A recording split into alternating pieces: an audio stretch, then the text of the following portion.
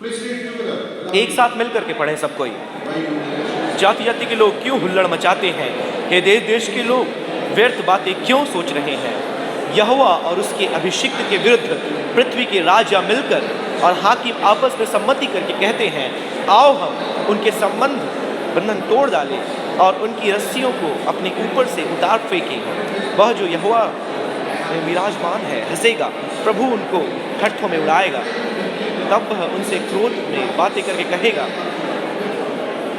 केवल घबरा देगा और उनके ठकराए हुए उनके लोगों को राजा को अपने पर्वतीय स्थान पर बैठाएगा। चलेगा चुका है और वचन प्रचार करूँगा। मैं कहूँगा कि मेरा पुत्र है और तू मुझ पर उत्पन्न है, मुझसे मांग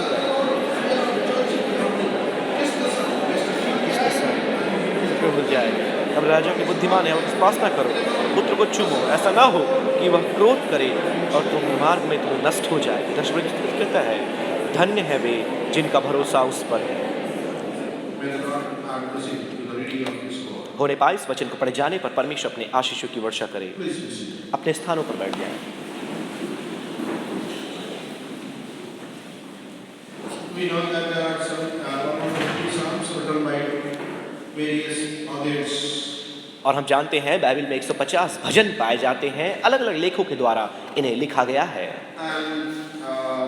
We had a little introduction last week, last week, so I am not going to spend time on introduction of the book of Psalms. गत सप्ताह में जबकि मैंने भजन पर अच्छे प्रस्ताव को दिया है, परिचय को दिया है, तो फिर से मैं उस परिचय में वापस जाना नहीं चाहूँगा। Psalms are songs. भजन गीत हैं।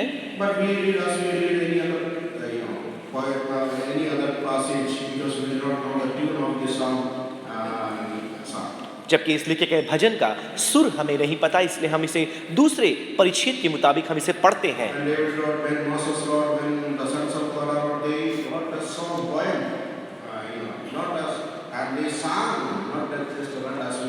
और जब मूसा ने, दाऊद ने, कोरह के पुत्रों ने जब इसे लिखा तो वो केवल इसे पढ़ते नहीं थे, परंतु वो गीतों के रूप में इसे गाया करते थे।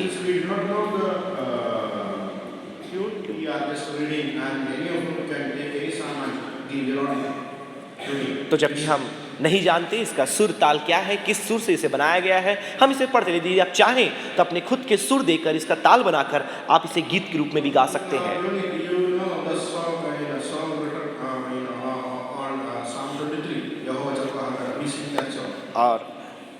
और हमें भी पता है कि ये गीत हमने हमारे बीच में प्रचलित भी है, हमने सुना है कि यहोवा चरवाहा मेरा, अपने सुर को देकर इसे बनाया गया है, हम इसे गाते भी हैं।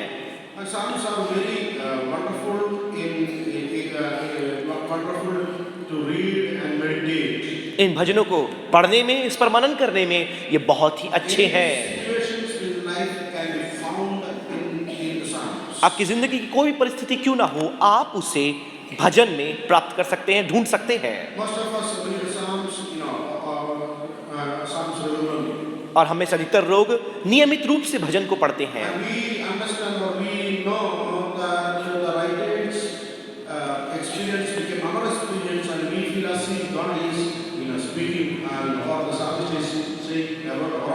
और जब हम इसे पढ़ते हैं, लेखकों के अनुभव हमारे अनुभव बन जाते हैं। हमें यह लगता है परमेश्वर लेखक हमसे सीधे रूप से बातें कर रहे हैं।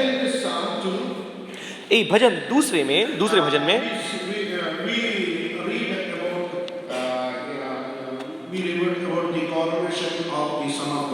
और हम यहाँ पर देखते हैं परमेश्वर के पुत्र का राज्याभिषेक हो रहा है। अब और जो अधिकार है वो एक और अधिकार एक आदत, लत के समान है। जब किसी मनुष्य को अधिकार मिलता है उसको इसकी लत पड़ जाती है।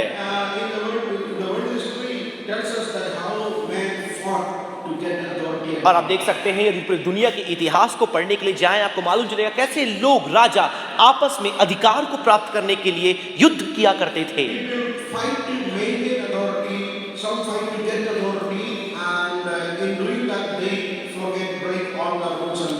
कुछ लोग अधिकार को बनाकर रखने में, कुछ लोग अधिकार को प्राप्त करने में लगातार युद्ध करते हैं और ऐसे करने में वो जो नियम कायदे कानून है उसे भी भूल जाते हैं।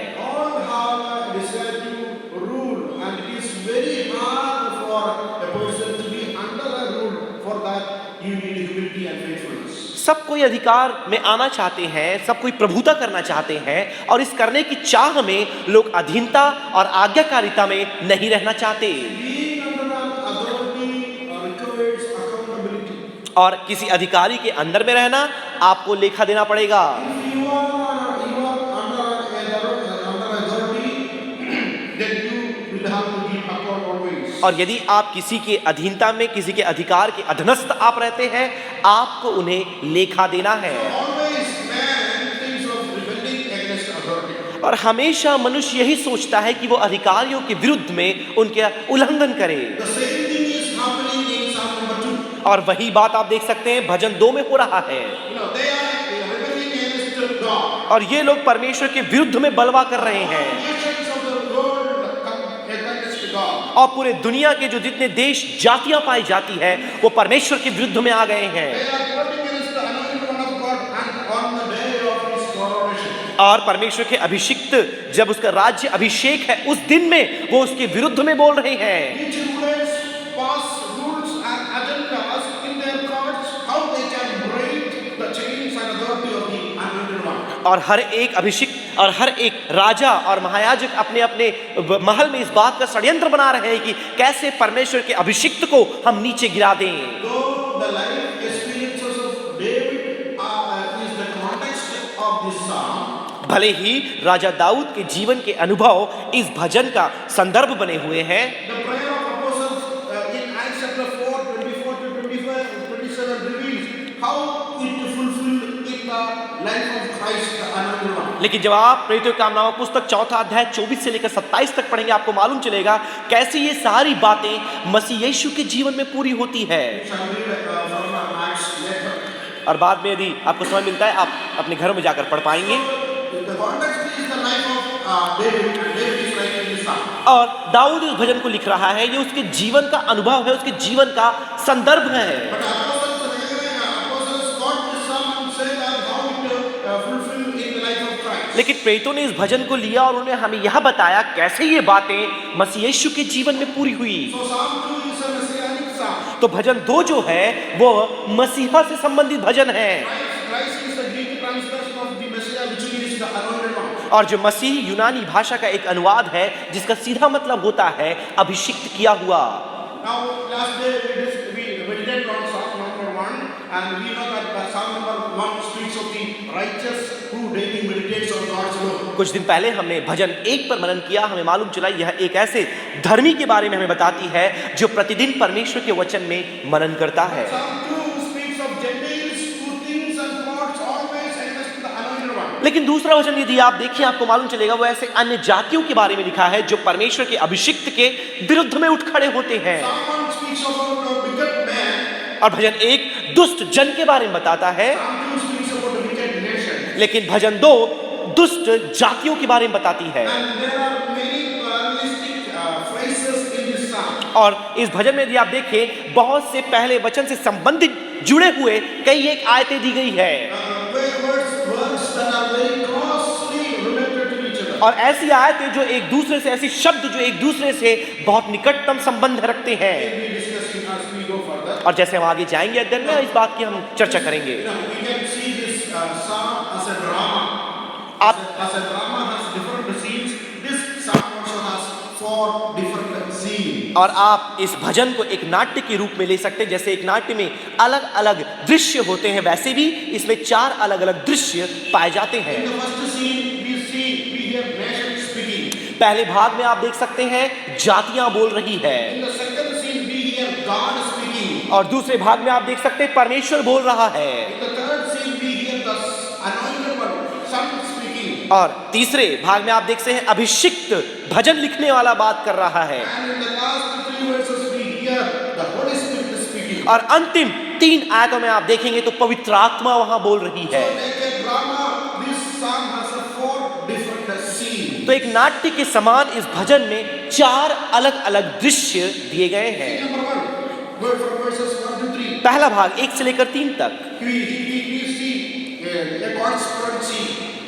हम वहां पर एक षड्यंत्र को देखते हैं। You have seen speech and drama. आपने नाट्य प्रदर्शनों को आपने देखा है। Here we just imagine that each scene. और जैसे आप मुझे सुन रहे हैं, अपने मन में आप उस दृश्य की कल्पना करें। So here is the scene number 1. अब देखिए यहाँ पर पहला जो भाग है वो आपके सामने आता है, Verses 1 to 3. 1 से लेकर 3 तक। In this scene we hear the voices of people. और इस भाग में आप देख सकते हैं, आप सुन पाएंगे लोगों की पुकार को। It seems that the earth is getting ready for a great revolution. और ये मानो ऐसा दिखाई पड़ता है कि पूरी पृथ्वी एक बड़ी क्रांति के लिए तैयार हो रही हो, Nations conspire, peoples plot against God. और पूरी जातियां बोल रही है, परमेश्वर के विरुद्ध में बलवा कर रही है, लोग राजाएं मिल करके षड्यंत्र बना रहे हैं।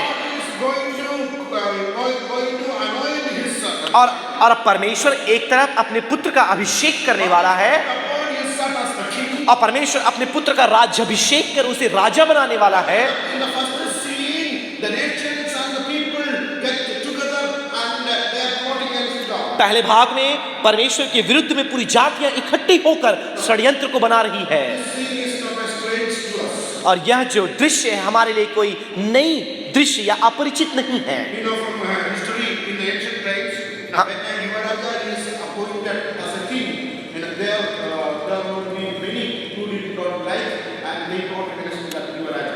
यदि आप देखते हैं पुराने समय में, अतीत में, इतिहास में, बाइबल में, जब नए राजा का अभिषेक किया जाता है, उसे लाया जाता है अधिकार में, बहुत से लोग उसे पसंद नहीं करते, The same scene is here.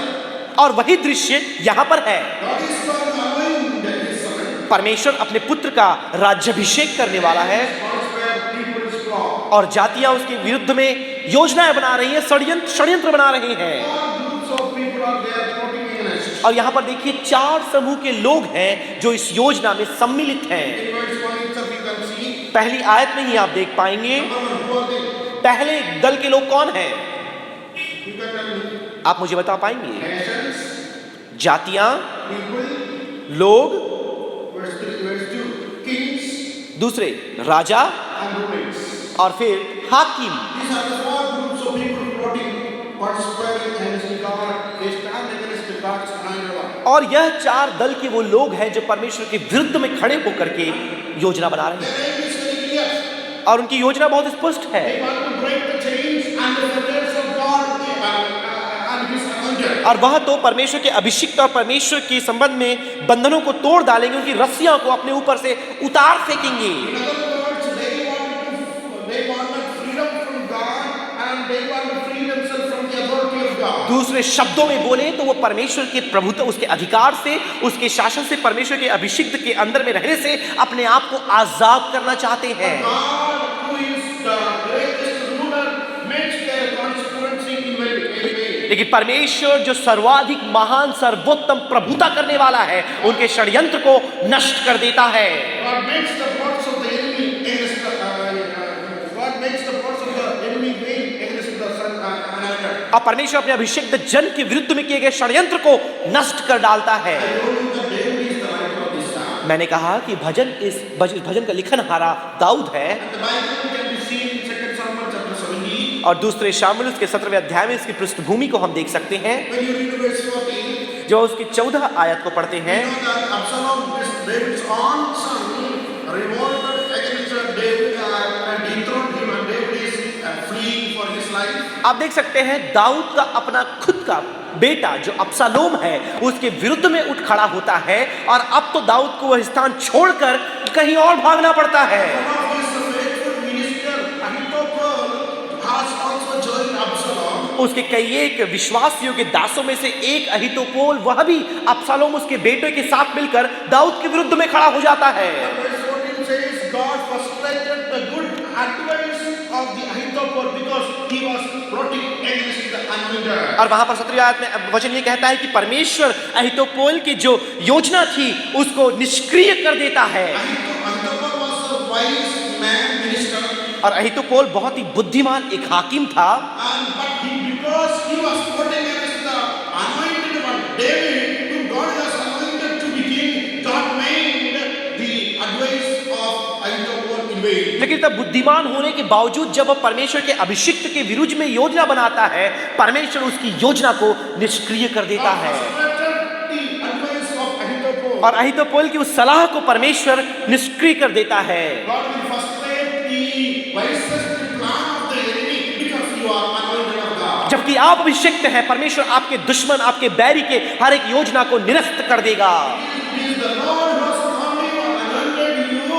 Doesn't matter how the enemy plots against you, but the Lord will frustrate the good advice of anyone who stands against the enemy. परवाह नहीं, परमेश्वर आपने आपको बुलाया है, उसने आपकी अभिषेक किया है। शत्रु आपके विरोध में कैसी भी योजना क्यों ना बनाए, परमेश्वर उसको निरस्त कर देगा।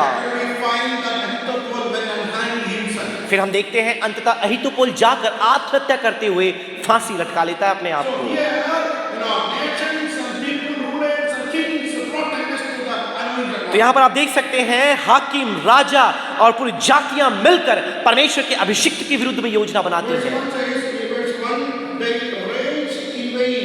अब वहां पहले आयत में लिखा है जाति जाति के लोग व्यर्थ में हुल्लड़। Literally, this plot was against David, but we see the partial fulfillment in the book of Acts chapter 4. शाब्दिक रूप से यह तो दाऊद की अपनी कहानी है, लेकिन प्रेरित काम नामक पुस्तक उसके 4थे अध्याय में हम इसे मसीह के जीवन में पूरा होते हुए देख सकते हैं। This literally happened in the life of Jesus. आप शाब्दिक रूप से देख सकते हैं ये सारी बातें मसीह यीशु के जीवन में पूरी होती है। 24 onwards, you can read later that how this are fulfilled in the life of Jesus. प्रेरित 4 उसके 24 से आगे आप पढ़ेंगे, आपको मालूम चलेगा कैसे ये बातें यीशु मसीह के जीवन में पूरी हुई। I told you that there are many parallelistic phrases in this psalm. और मैंने आपसे पहले ही कहा कि इस भजन में बहुत सी बातें हैं जो दूसरे भजन से मेल खाती है। Parallelistic phrases, words that are almost same. कई ऐसे शब्द इस भजन में इस्तेमाल किए गए जो एक दूसरे से बहुत मेल खाते हैं। Number one, you can see two words here in verse 1. और पहले आयत में आप 2-3 शब्दों को वहां पर देख सकते हैं। The first parallelistic phrases is that nations, and same verse uses one more word meaning the same thing, people. और आप वहां पर आप देख सकते हैं जो एक साथ संबंधित जो शब्द वहां पर 2 शब्द आए हैं। एक तो है जो आप देश वहां पर पढ़ पाएंगे, देश देश के लोग, और दूसरा जो शब्द है लोग या व्यक्ति साथ में मिलकर योजना बना रहे हैं। Nations means Gentiles. और जो जाति का मतलब होता है अन्य जातियां, People here means the people of Israel. और जो लोग यहाँ पर दर्शाते हैं वह इजरायली समाज के लोगों को कहा जा रहा है। 25-23 when Rebecca was giving birth, और उत्पत्ति 25 में जब आप देखते हैं and God told that the 2 people are there in the womb. और जब रिबेका बच्चे को जन्मने पर ही थी, परमेश्वर वहां कहता है कि इसके गर्भ में 2 संतान है। So people here means the nation Israel. और यहाँ पर लोग का मतलब जो है सीधा अर्थ वो इजराइल को दर्शाता है। Gentiles also plotting against God, and even what some people Israel also plot against God.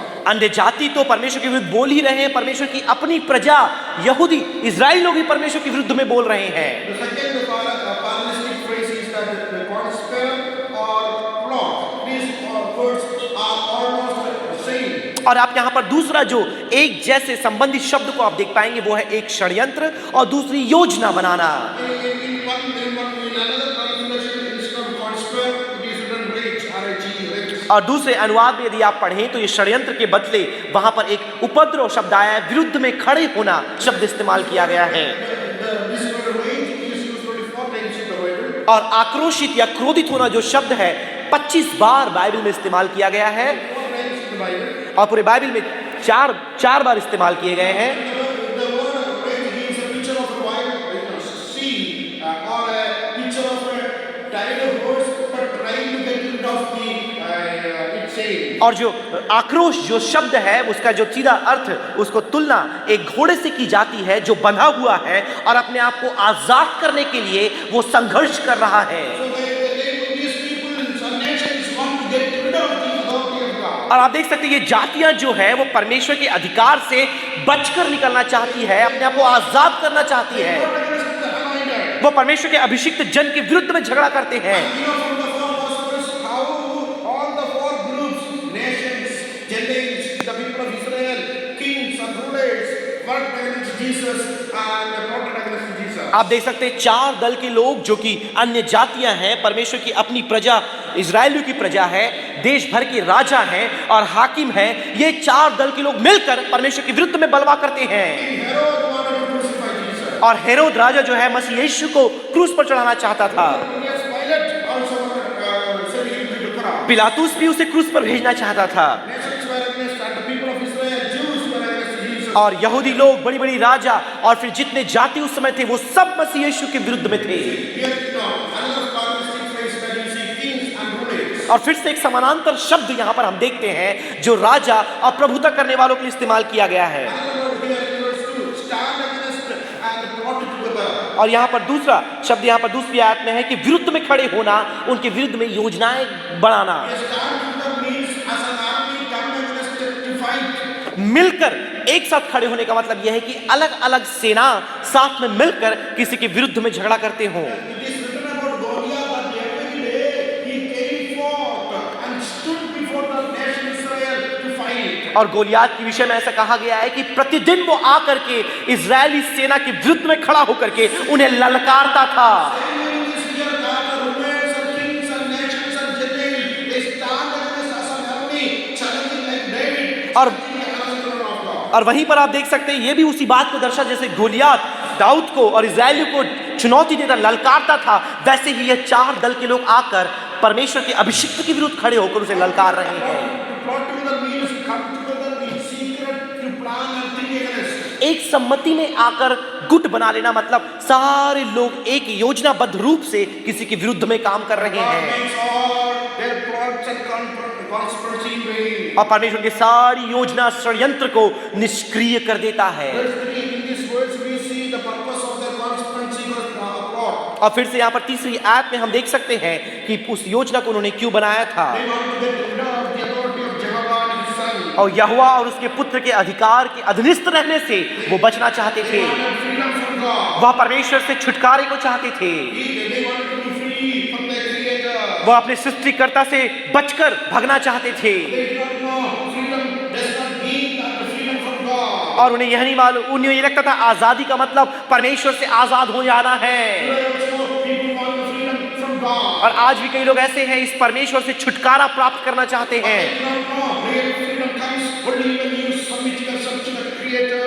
और उन्हें ये नहीं मालूम कि आजादी तब हमारे जीवन में आती है जब हम अपने आप को सृष्टिकर्ता के हाथों में समर्पित कर देते हैं। Bible says the one whom the Son frees is indeed free. Bible बताती है जिसको परमेश्वर का पुत्र आजाद कर देता है वो सचमुच आजाद हो जाता है। Where there is the Spirit, there is freedom. Bible बताती है जहां परमेश्वर की आत्मा है वहां आजादी है। People wanted freedom from God. और यहाँ पर जो लोग हैं परमेश्वर से आजादी को चाहते थे। My dear brothers and sisters, our freedom is in Christ Jesus. मेरे प्रिय भाई और बहनों, हमारी आजादी, हमारा छुटकारा मसीह यीशु में है। We commit and submit ourselves to God, comes our real freedom. जब हम अपने आप को परमेश्वर के हाथों में समर्पित कर देते हैं हमारा छुटकारा वहां पर आता है। They want freedom from God. यहाँ तो वो परमेश्वर से ही छुटकारा चाहते हैं। Verse 3 also you see the parallelistic phrases. और फिर से तीसरी आयत में आप समानांतर शब्दों को देख सकते हैं। First one is chains and ropes. और पहला समानांतर शब्द जो है वहां पर देख सकते हैं बंधन। Here in the Bible, chains means authority by which a ruler binds people to people. और यहाँ पर बंधन जो शब्द है वो अधिकार को दर्शाता है जो जो जो प्रभुता करने वालों को एकजुट में बांध कर रखती है। Ropes of fetters means ropes that are used to tie somebody. You read in Judges chapter 15 that Samson was bound with ropes. और रस्सियां बेड़ियां उस बात को दर्शाती है जो किसी लोगों को जो ज्यादा आक्रोश लाने वाले लोगों को बांध कर रखा जाता है। आप न्यायों की पुस्तक उसके 15वें अध्याय में देख सकते हैं सिमसोन को बेड़ियों से और रस्सियों से बांधा गया था। The second characteristic phrase in verse 3 is break or throw off.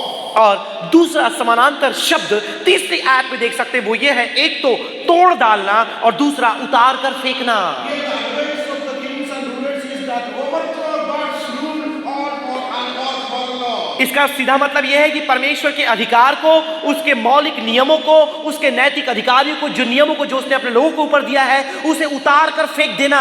Break means destroy or pluck out. तोड़ना मतलब उसे तबाह कर देना, उसे ध्वस्त कर देना। Throw off the authority of God. परमेश्वर के अधिकार को उखाड़ कर फेंक दो। Throw off is used in Judges chapter 15-17 where Samson after killing the Philistines with the joy of Dogi threw off the jaw. और इस शब्द का इस्तेमाल आप देख सकते हैं न्यायों की पुस्तक 15 जो 17वीं आयत में किया गया है, जब सिमसोन गधे के जबड़े से फिलिस्तीनियों को मारने के बाद उसे उखाड़ कर वहां फेंक देता है, वही फेंकने का शब्द यहां इस्तेमाल किया गया है।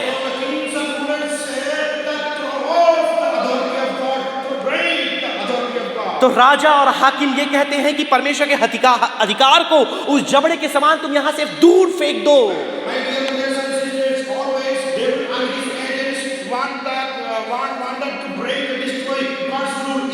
मेरे प्रिय भाई और बहनों, हमेशा शत्रु बैरी आपके जीवन में जो परमेश्वर का अधिकार, उसका प्रभुता पाया जाता है, उसे दूर फेंकना चाहते हैं। शत्रु हमेशा चाहता है कि आप अपनी भूमि से परमेश्वर के अधिकार को दूर फेंक दें।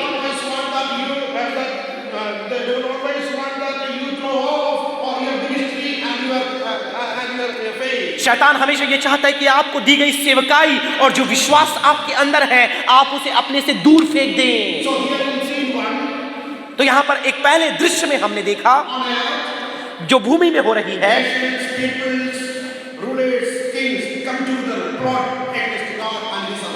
जातियां, लोग, हाकिम, राजा मिलकर परमेश्वर के विरुद्ध में षड्यंत्र या योजनाओं को बनाते हैं।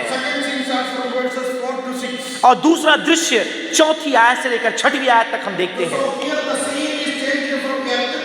और यहां पर जो दृश्य है धरती से हटकर अब स्वर्ग की ओर इशारा कर रहा है।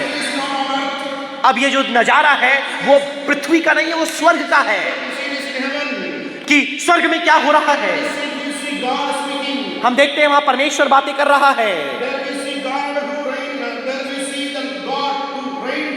और हम वहां पर ऐसे परमेश्वर को देखते हैं जो हमेशा शासन करता है। और परमेश्वर मनुष्य के षड्यंत्र को देखकर हंसता है।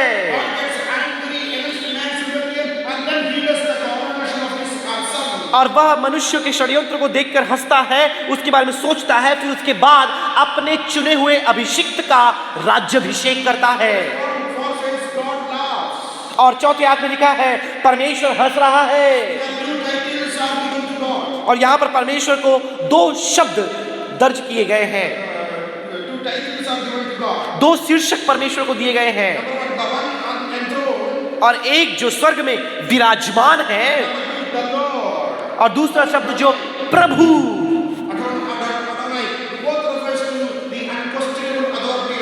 दूसरा शब्द जो प्रभु अदुनाई है, ये दोनों शब्द परमेश्वर को दर्शाते हैं।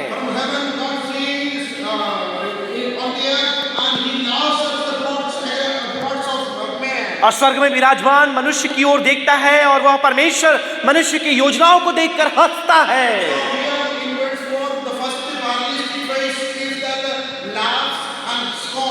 और इस 4थे आयत में पहला समानांतर शब्द आप देख सकते हैं, वो है एक तो हंसेगा और दूसरा ठट्ठा करेगा।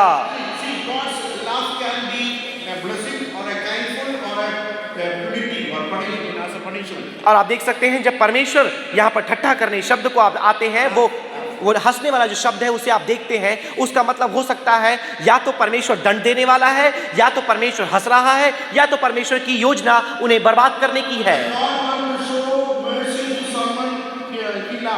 और पहली बात, जब परमेश्वर किसी पर अपनी कृपा दिखाना चाहता है वो हंसता है। और अब्राहम के जीवन में भी ऐसा हुआ। उत्पत्ति 18 अध्याय में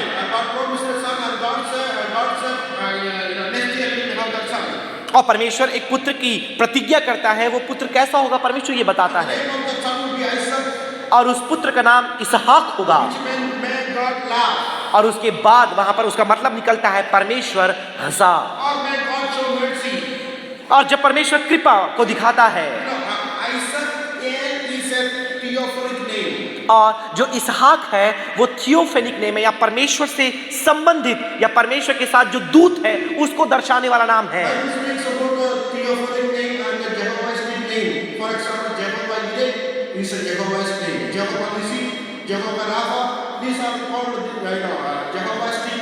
और आप देख सकते हैं बाइबल दोनों प्रकार के नामों के बारे में बताती है। एक तो नाम है जो थियोफेनी या फिर परमेश्वर से संबंधित, दूसरा यहोवा से संबंधित है, जैसे कि यहोवा राफा, यहोवा शम्मा, ये सब यहोवा से संबंधित शीर्षक है।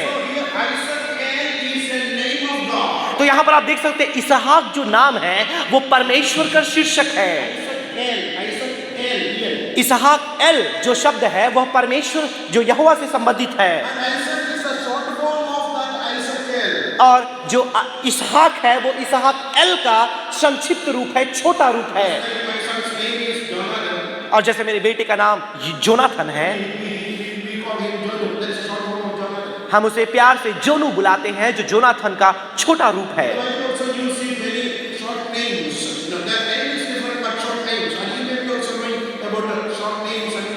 और आप भी जानते हैं बाइबल में भी ऐसे नामों को इस्तेमाल किया गया है, बड़े नामों को ना इस्तेमाल कर उसका छोटा रूप इस्तेमाल किया गया है। और जो इसहाक है, इसहाक एल का छोटा रूप है।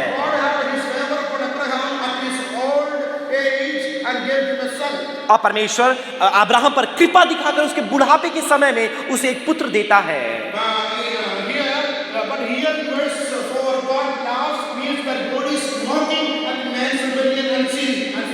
लेकिन चौथी आयत में जब आप देखते हैं यहाँ परमेश्वर हंसेगा जो शब्द इस्तेमाल हुआ है, उसका मतलब परमेश्वर लोगों की मूर्खता पर मस्करी कर रहा है, उस पर मजाक उड़ा रहा है। और पूरे बाइबल में 4 बार ऐसा लिखा गया है कि परमेश्वर हंसा।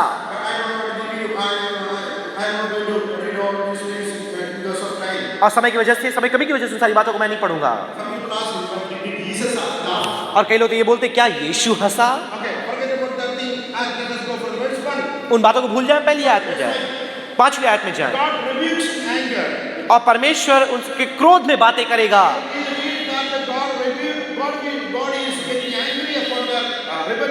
और यहाँ पर लिखा गया है कि परमेश्वर उनके विरोध की वजह से उन पर क्रोध कर रहा है। और फिर से 5वीं आयत में हम समानांतर शब्दों को या वाक्यों को देख सकते हैं, क्रोध और गुस्सा। और जो क्रोध का जो शब्द है वो चेहरे से संबंधित है, जो दिखाया जाता है। क्रोध या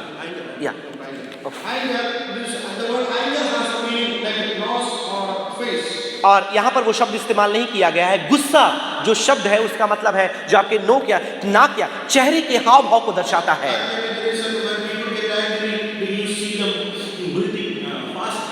इसलिए आप देखते हैं जब लोग गुस्सा करते हैं तो उनके चेहरे का भाव बदल जाता है, उनका सांस जल्दी रफ्तार से बढ़ने लगता है और उनके चेहरे में आप उसे देख पाएंगे।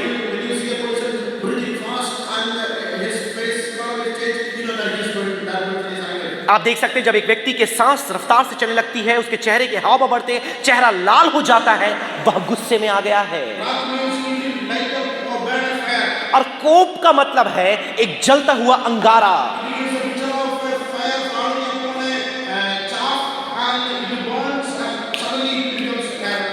और जो शब्द कोप यहाँ पर इस्तेमाल गया है, उसका जो दर्शन यदि आप देखना चाहें तो उसका मतलब यह है कि जैसे एक भूसी में एक अंगारे को डाल दिया जाता है और कैसे शीघ्रता से उसे पूरी आग लग जाती है, उसे कोप कहा गया है। और दूसरा वहां पर आप देख सकते हैं जो समानांतर शब्द इस्तेमाल किया गया वह है जो डांटना और उन्हें भयभीत कर देना।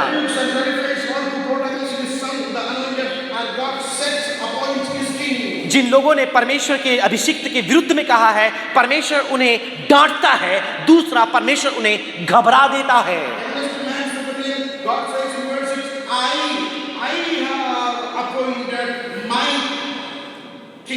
और वहां पर परमेश्वर कहता है कि मैंने अपने राजा को नियुक्त किया है।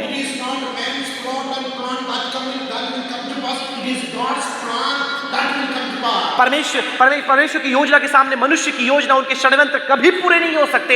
हमेशा परमेश्वर की योजना पूरी होगी।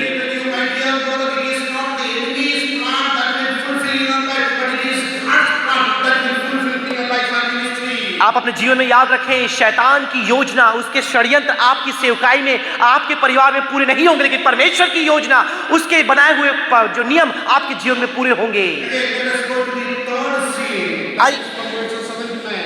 आइए हम अब तीसरे दृश्य में जाए जो 7वीं आयत से लेकर 9वीं आयत में है।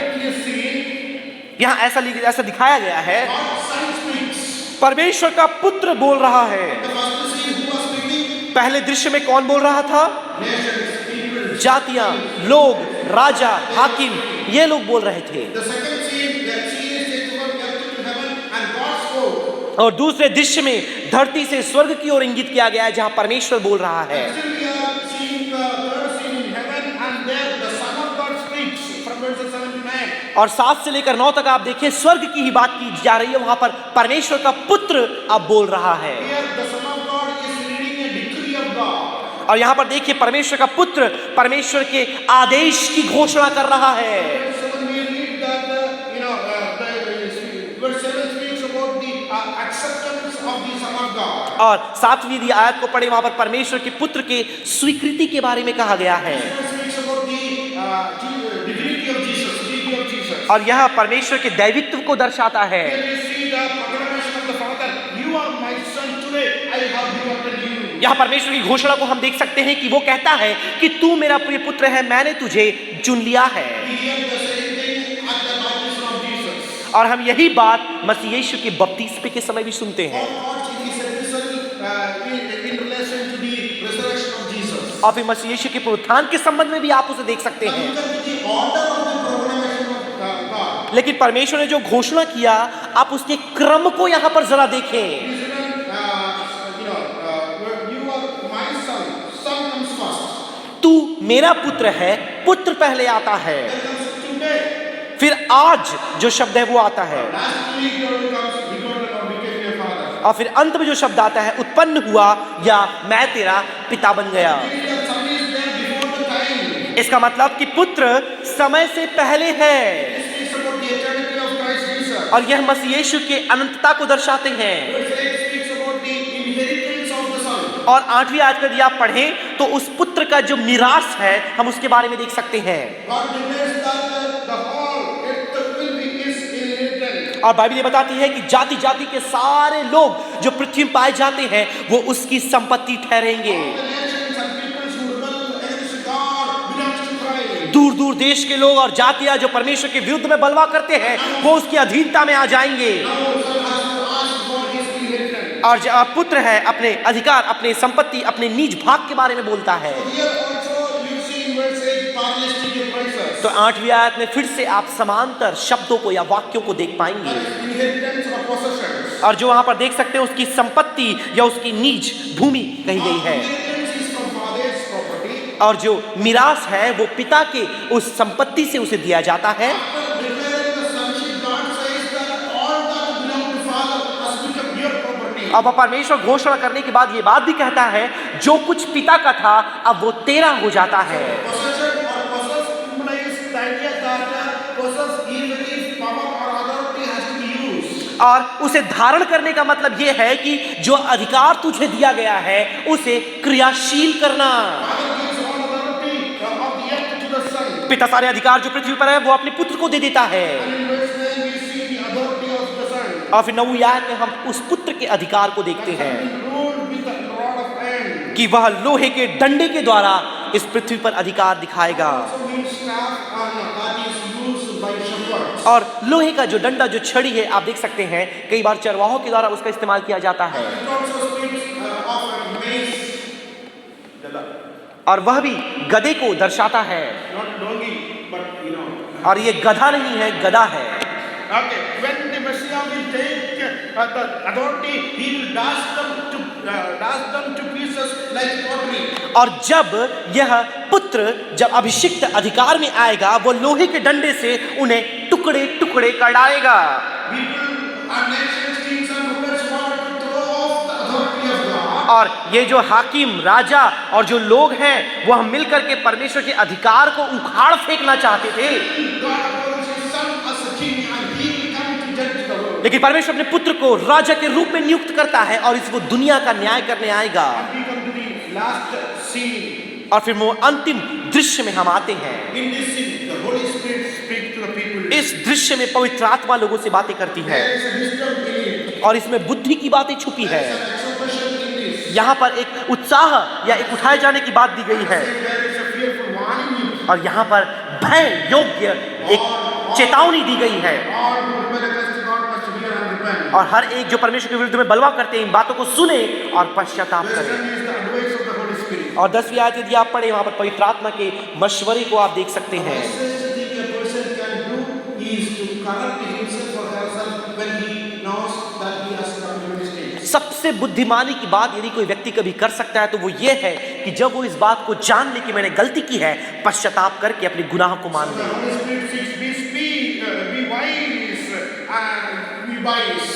अब बाइबल बताती है कि पवित्र आत्मा ये कहती है कि हे राजाओं, हे लोगों, तुम बुद्धिमान बनो, पश्चाताप करो। The Holy Spirit always convicts people of sin and righteousness and judgment. पवित्र आत्मा हमेशा लोगों को धार्मिकता, पश्चाताप और न्याय की बातों के लिए कायल करता है। Holy Spirit has convicted you, pricked your heart for anything. It is wise for you to repent and turn to God. यदि पवित्र आत्मा ने आपके दिलों में आपको कायल किया है, आपके दिल में एक चुभन का एहसास आपको हुआ है, यह आपके पश्चाताप के लिए है। Verse 11, the Holy Spirit encourages the nations and people to serve God. और फिर आप देखते हैं 12वीं आयत में परमेश्वर की आत्मा इस दुनिया के जाति जाति के लोगों को प्रोत्साहित करती है कि वो परमेश्वर की सेवा करें Serve God with fear and rejoice. और बड़े भय के साथ, आनंद के साथ परमेश्वर की सेवा करें। It is not a fear without joy, but fear with joy. ये एक ऐसा भय नहीं है जो आनंद के बगैर आता है, परंतु ये एक ऐसा भय है जो आनंद के साथ रहता है। Finally, last verse gives the warning of the Holy Spirit. और अंततः पवित्र आत्मा की चेतावनी को हम अंतिम भाग में देख Some सकते will हैं। be angry very soon. और पुत्र बहुत शीघ्र क्रोध में आ जाएगा। Before you reach your destiny, you may be destroyed. इससे पहले कि आप अपने गंतव्य स्थल में पहुंचे, आपका विनाश हो जाएगा। Kiss the anointed one, Christ Jesus. तो अभिषिक्त मसीह यीशु को आप चुम्बन ले, इससे पहले कि आपका विनाश हो In जाए। the original, kiss means worship at the feet. मूल भाषा में यदि आप जाएं तो चूमने का मतलब होता है कि उनके पैरों में गिरकर उसकी स्तुति आराधना करना। Way to escape the wrath of God. और यह परमेश्वर के कोप से बचने का एक जरिया है। Or worship, otherwise you will be destroyed in your way. उसके पुत्र को चूमो और उसकी आराधना करो यदि तू परमेश्वर के कोप से बचना चाहते You हो। will be able to reach your destiny. You will be destroyed. आप अपने गंतव्य स्थल पर नहीं पहुंच पाएंगे, आप बर्बाद हो जाएंगे। Holy Spirit advises nations, peoples, kings and rulers that kiss the Son, worship the Son at His feet. परमेश्वर देश देश के लोगों को, हाकिमों को, राजाओं को, इन सबों को चेतावनी दे रहा है कि तुम उस पुत्र के पैरों को चूमो, उसका चुम्बन लो, पश्चाताप करो। Why families are destroyed? आखिर क्यों परिवार हमारे समय में बर्बाद हो रहे हैं? Why relationships are destroyed? क्यों संबंधों में गड़बड़ी आ रही है? The families are destroyed in the middle of the way. Relationships are broken in the way.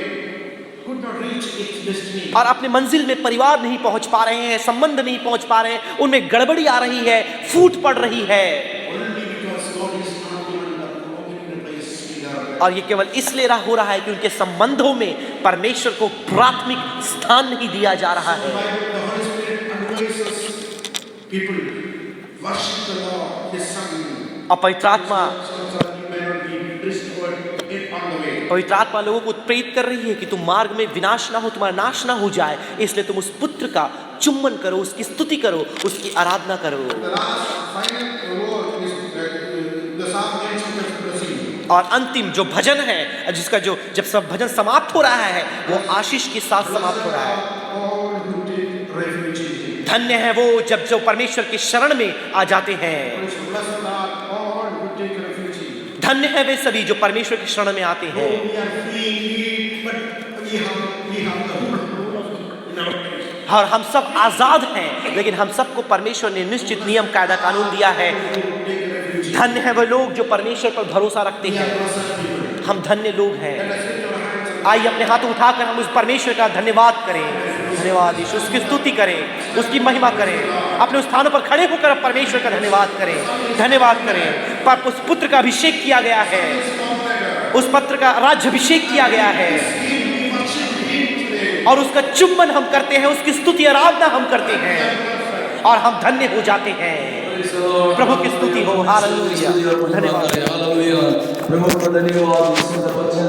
हमने प्रभु के दास के द्वारा हमने प्राप्त की है, हमने सुना है।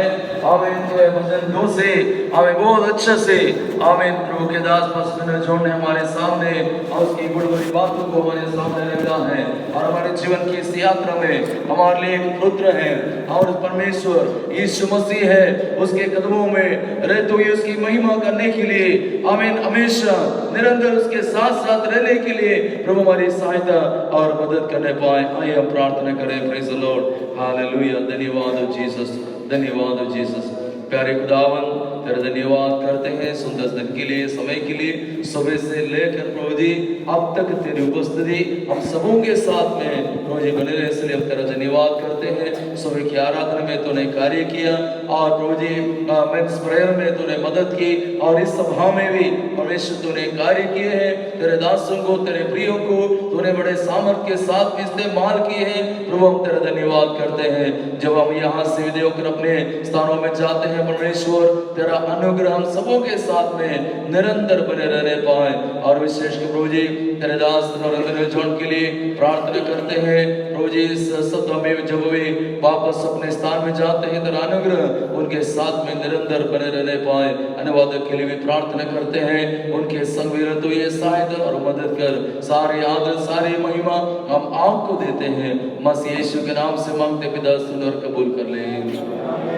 और प्रभु यीशु मसीह का अनुग्रह, पिता परमेश्वर का प्रेम, पवित्र आत्मा की संगति और हमेशा प्रभु यीशु मसीह की आगमन तक निरंतर हमारे साथ होते रहे। आमीन। Hallelujah, hallelujah. Praise the Lord. खुशी के साथ आनंद के साथ अब जाएं। प्रभु अनुग्रह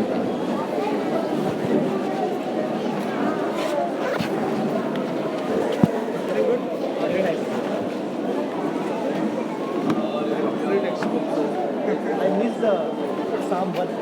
I heard it was very nice. Very nice.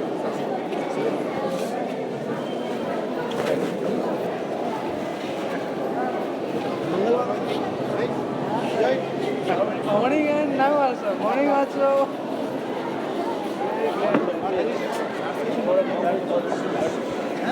Come with suit. Black suit. Which we got in convention now. Ready here tomorrow. Photo. Yeah, very special. Photo and video everything. Sir, what will do?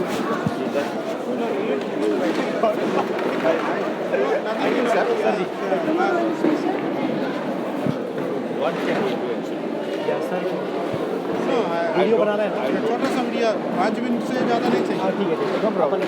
और लेकिन I you draft a message to doctor Narendra and his family. You make it.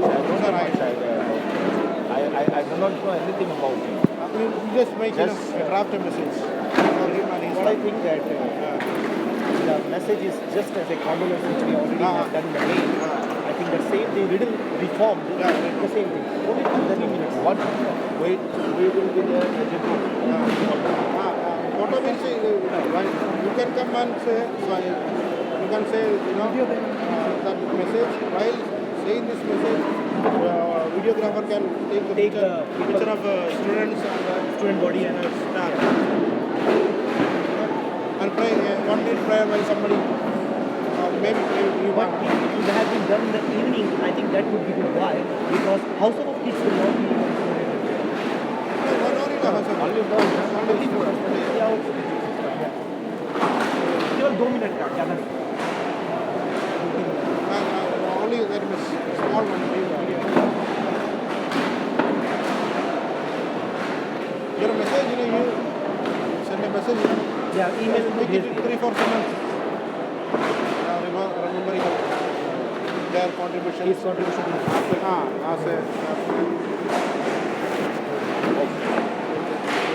Then it will be one man work.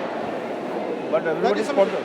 Otherwise, time also. That is very छोटा बनाना. छोटा बना ना ना. So you represent everybody. It's not one man. You represent all. When you are 30 men, you are all. everybody will not speak. No. That is Everybody बहुत will लंबा हो stand. जाएगा. That person will be spoken and then we will pray. Somebody can pray. You can ask somebody to pray. We will make it up, sir. Yes. Come. I want your help. Okay. There are a lot of things.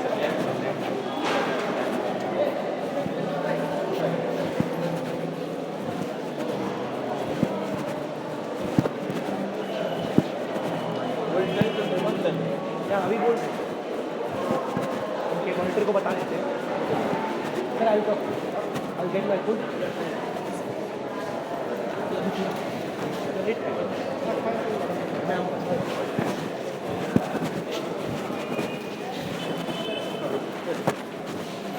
Livingston, Nimman has gone, huh?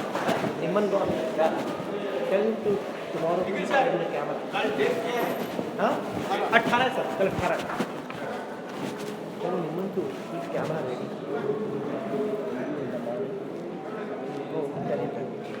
Morning, let him be ready by first hour. Let him be ready by first hour. Subdue.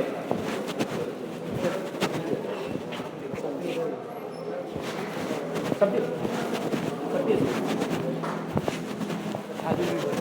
Now in the office. So, nothing else. Nothing else but food.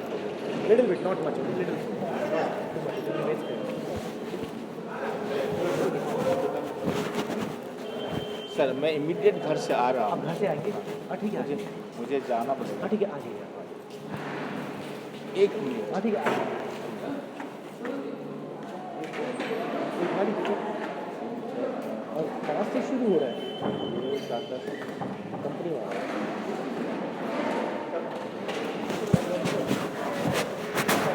हाँ, ठीक है, आप आइए. अरे यार तुम लोगों को बताया नहीं क्या तो सिस्टर ने मेरे को सेम ब्लू शर्ट मेरे को गिफ्ट किया है अगर तुम लोग आज तीनों पहन के आने वाले थे, हम लोग ना मेरे को सुबह बोला मतलब होता, हमें मैं निकाल के पूरा नया का नया आपके पास नहीं है। अरे इस बार मिला ना था नहीं मेरे पास पहले इस बार मिला अगली बार बता देना मेरे को ठीक है अगली बार मेरे को बता देना ठीक है जब प्लान रहेगा ना बोल देना मैं अभी तैयार हो गया कल सुबह हाँ कल सुबह हाँ कल सुबह आना याद दिलाना मत वो रोशन को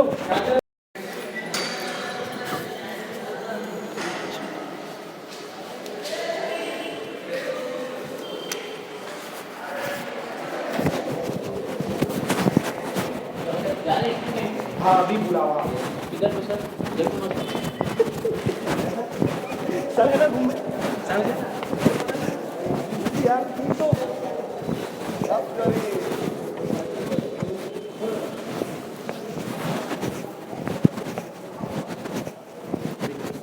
इमरजेंसी आ गया है अपने विजय कुमार सर है ना उनका बेटा आयरलैंड जा रहा है तो इस वीकेंड में वो चला जाएगा तो मुझे अभी घर बुलाया इमरजेंसी तो मैं जा रहा हूँ सर है ना इनका भी काम रात में बैठे करना पड़ेगा सर को मेरे को बोलना पड़ेगा okay see you sir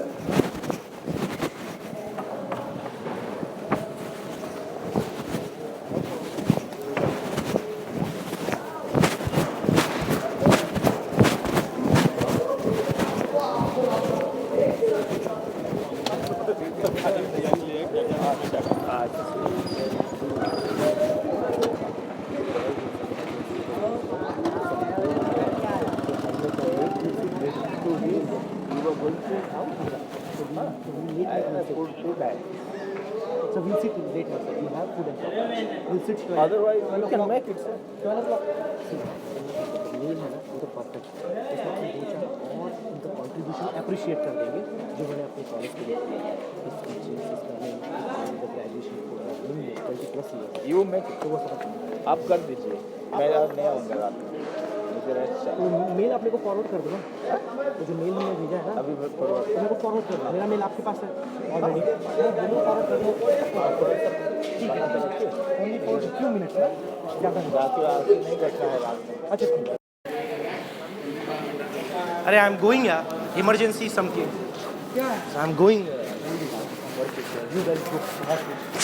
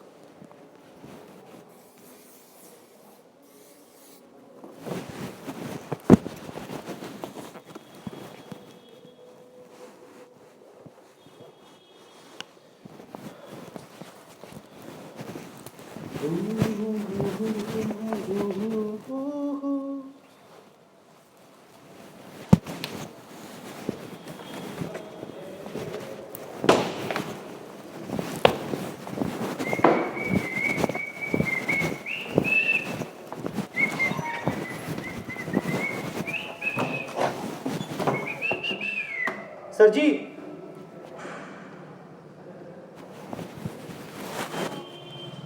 Samson sir,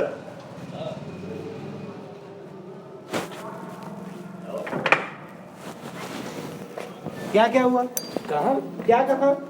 नाटक मत करो जल्दी। क्या? चलो कहाँ? चलो ना। कहाँ जाना? अरे जिगमोहन सर कॉल नहीं आया? अरे आया ना। क्या कर रहे हैं सर आप? अरे क्या? सो रहे हो एकदम फसरंगा। क्या हो गया आपको? इतना सो रहे हो आजकल। मेरा आइटम है अब तक खत्म नहीं किया आपने। कैसे किधर रखे ले? चलो ना सर, क्या भी खाएंगे सर? ठीक है बस, ये 2 मिनट में बस। यहाँ सर मेरे को लगा, मैं सर से बोला, सर को पता है। हाँ वो तो दस अब दिया बिना सर को बुलाया क्या? खाने को? हाँ? या अपन दोनों? मेरे को नहीं बुलाया, वो मेरे को घर में खाने के लिए बुला रहे हैं। रूम में आने के बस, हाँ, लिए तय बात। बोला इमरजेंसी हो गया, जा रहा हूँ पुरानी। तू देख रहा तो उसको देख, मैं तो बटन बंद। हाँ मैं हूँ इधर ही वहाँ पर। हाँ ठीक है, मैं 2 मिनट में।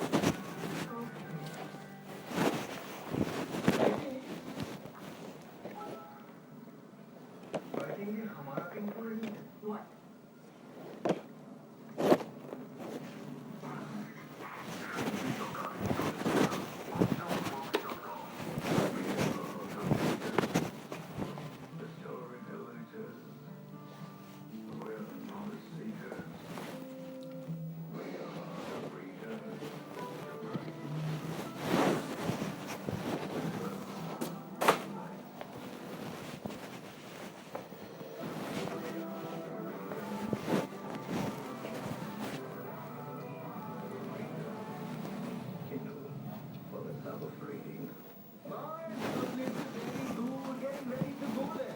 Aryan Kapoor.